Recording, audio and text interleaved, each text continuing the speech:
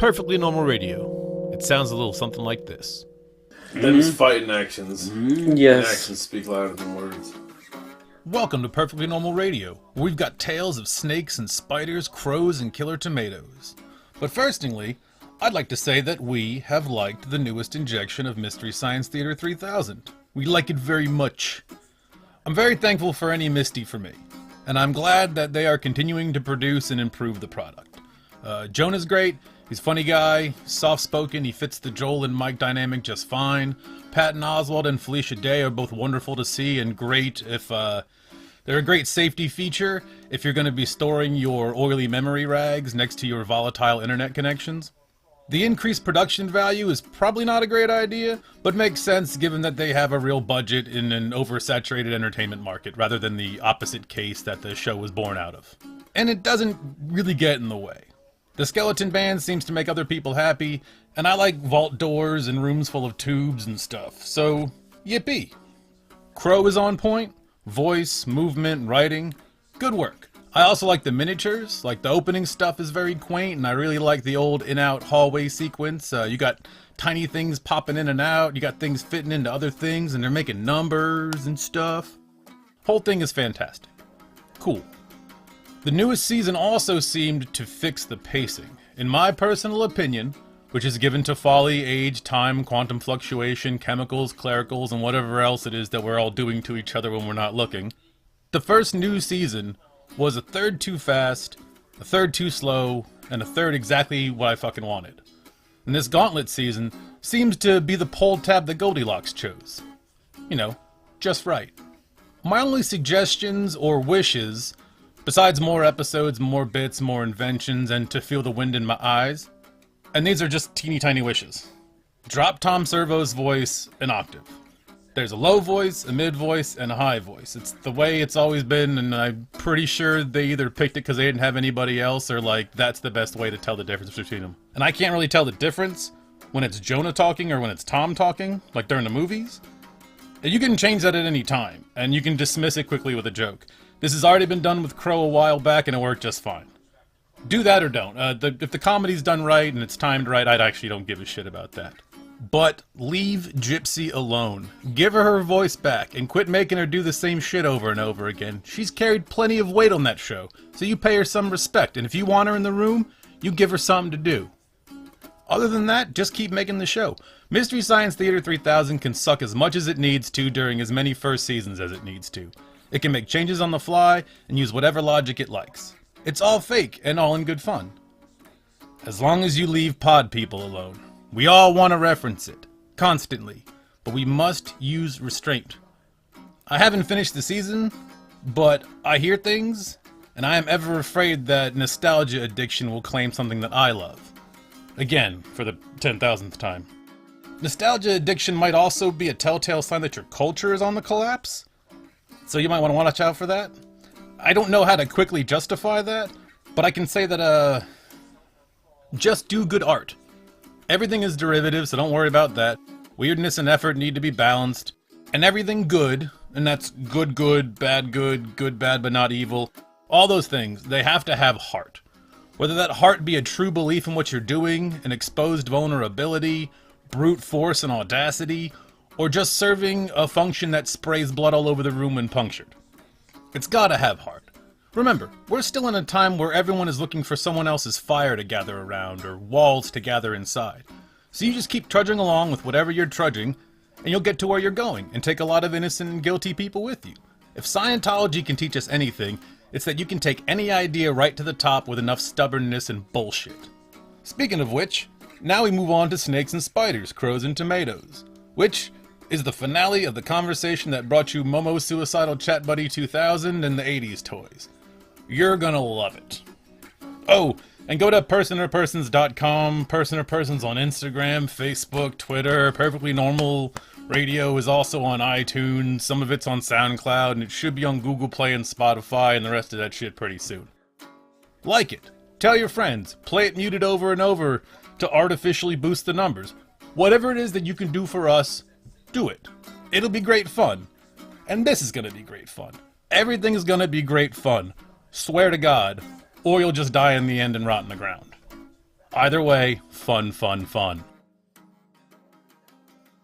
Back home, I have in a building out back in my house. I have all my old toys, and unfortunately, I have to figure out a way where I can go back home in the winter so I can go through them. Because I'm definitely not going out fucking building in the summer when there's snakes and or anything else in there. Mainly the snakes. Because I don't want to run up on a copperhead hanging out in Snake Mountain, literally being Snake Fuck Mountain. that, man. I'll take goddamn snakes over spiders. Really? Even copperheads? Yeah, over brown recluses? I don't know, man. I feel like if I had to choose, it'd be the spiders. Fuck that. Yeah. I can grab a goddamn snake and take that motherfucker to the fucking thing and be like, here. That's the damn spiders that creep up into your shit. Yeah, they're the ones who go up into your shoes and your collars and into your file folders and into your filter press filters if you're in remediation. And then they get all the sympathy in the world, and people are like, oh, they didn't mean nothing by it. He was just scared. Yeah, well, guess who's dying? Guess who's got necrosis? Well, when you put it that way. Yeah. When you put it that way. Yeah. Snakes are just, no, I'm just kidding. They're fucking awful too, man. Fuck all those things. If you have poison oozing out of parts of you, just stay home. Just don't go anywhere. Yeah, like you already fucked up. You don't have to do anything. Just be like, don't do it. There's no point in it. Yeah, you're the one thing Christians blame that I agree with. Fucking stupid fucking snakes and most likely spiders. There's probably spiders somewhere in the Bible. I mean, there's this Jason, giant spider monster in the Bible? In the Revelation. There's that gigantic locust that It's implied. Yeah, it's the giant locust with the scorpion tail and the head of a lion. That if you get stung, And the body of a woman? no, that's the horror Babylon. No, the locust And the thing. wings of an angel. It's like gigantic locust the size of a pony. It has a scorpion tail, the head of a lion, and like if it stings you, you can't die. You suffer in great pain, but you can't die. You can't yeah. It looks so dumb in my brain. The end of days, man. End of days. But yeah, it was. Like, why is that the body of a locust?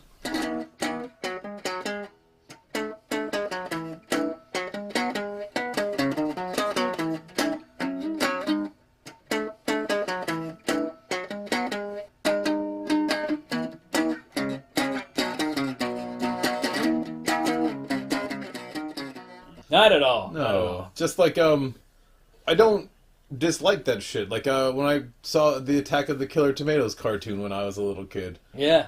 I thought it was fine. I don't remember a fucking thing about it except for the wild differences, like the girl, and there was like the not as bad as Slimer tomato thing. So a lot of silly, it had- dumb jokes in it. Do you know Yeah, why? and it had Because it's based off the sequel to Sort Attack of, the- yeah. Yeah. because I believe there was a George Clooney in there. Yeah, the sequel to Attack of the Killer Tomatoes, which was I think the Return of the Killer Tomatoes, I believe so. was exactly like the cartoon. It had a girl that was made from the tomatoes. Yep. It had the hero from the first movie owning a pizza shop where they didn't use tomato sauce.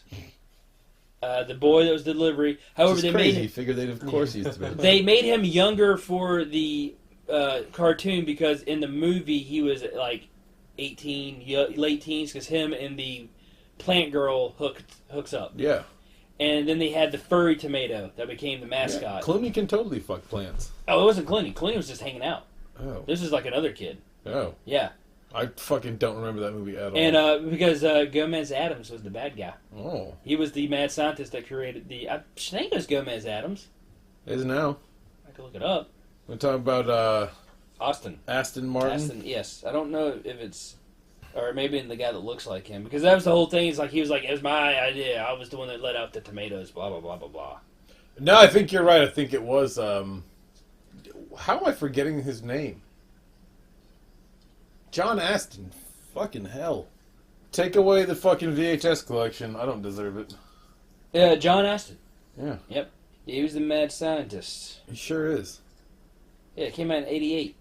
But yeah, that's pretty much what was the cartoon based off of. Because I also know that they had a Nintendo game that I played for that, and I could never get past that second fucking boss because it was like a real assy Like, I don't know what it was, but that tomato boss, that was the second boss, was really fucking hard. I could not fucking kill it to save my life, and that made me feel real bad because it was only the second boss.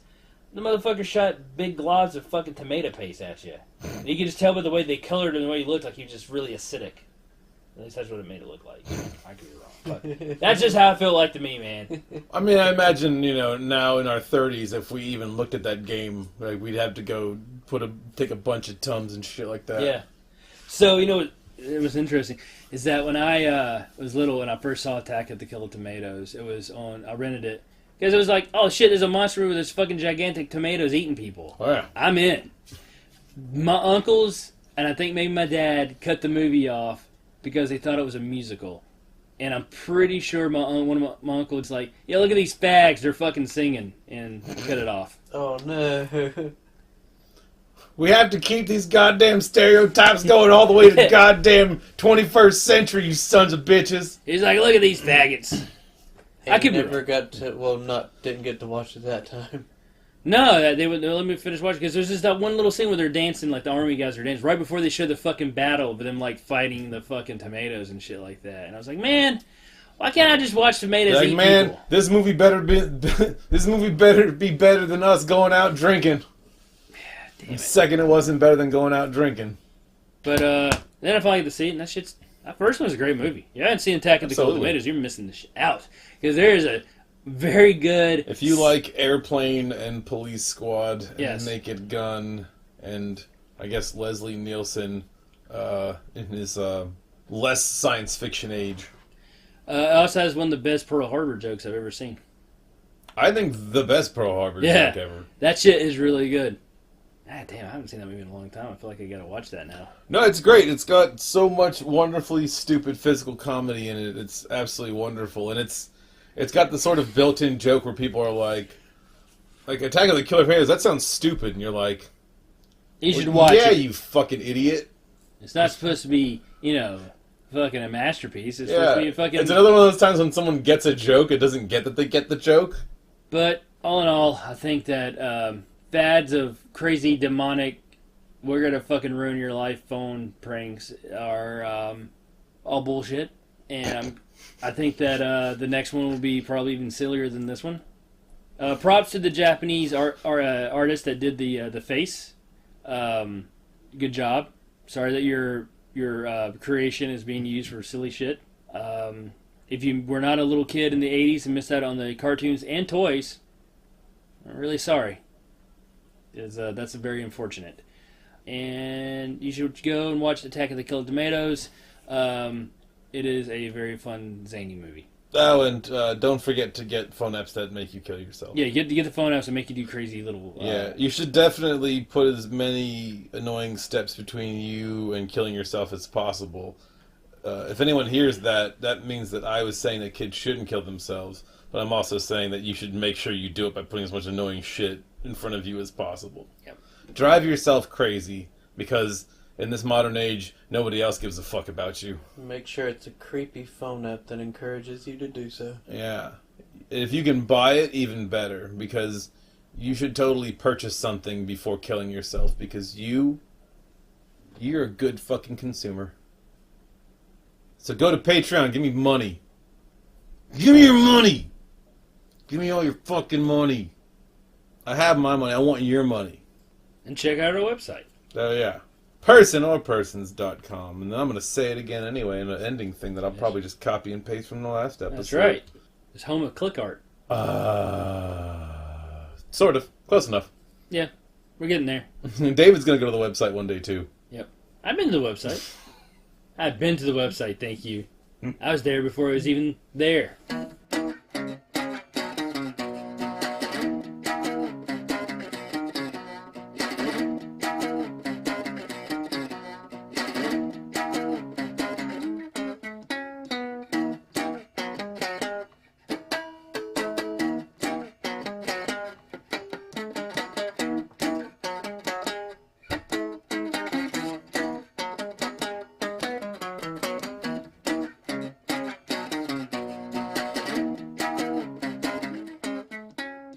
Remember, there were several years back where the people were arguing about the blackbirds in the park. And that made it on the front page of the newspaper. Oh, that's right. Is that the one where the little girl made friends with other crows and they were bringing her stuff? No, this was just... because they were racist. Yes, They went out there talking like this, and they said, them crows gotta go. No, I seen a housefly! You can't talk like that. The crows... Shit. People were feeding the crows in the park, and then other people were griping because they're aggressive birds and the park's full of them, and the people feeding them became versus against the people that didn't want them to be fed. And it just became one of these weird battles that we have in Seattle. It's like Hempfest, but like a higher intelligence level. I for one, like crows. they're tool users. I like crows, but I definitely am not going to get in an argument over should or should you not feed them, because I feel like that's a really silly thing to get in an argument about. I don't know how you stop people from feeding birds. Right. Especially when it only costs tuppence a bag. Yeah! Take that! And this has been Perfectly Normal Radio. You can find this program, among other fun things, at PersonorPersons.com. Once again, that's PersonorPersons.com. Or look for Perfectly Normal Radio wherever you look for podcasts. The old thanks again and more are in the show annotations, so be sure and drink your Ovaltine over at PersonorPersons.com for stuff you might want to know about stuff we might want to tell you. Like, thanks for listening.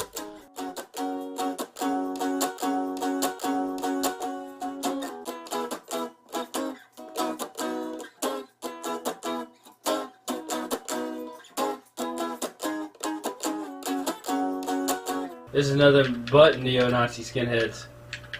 Whatever. Brains full of shit. Boots full of lead. Straight from Hitler's ass. It's the Nazi skinhead. I should have sang it like that. Yeah. Well, they can't sing it like that now because he's dead. He also stole Joey Ramone's girlfriend.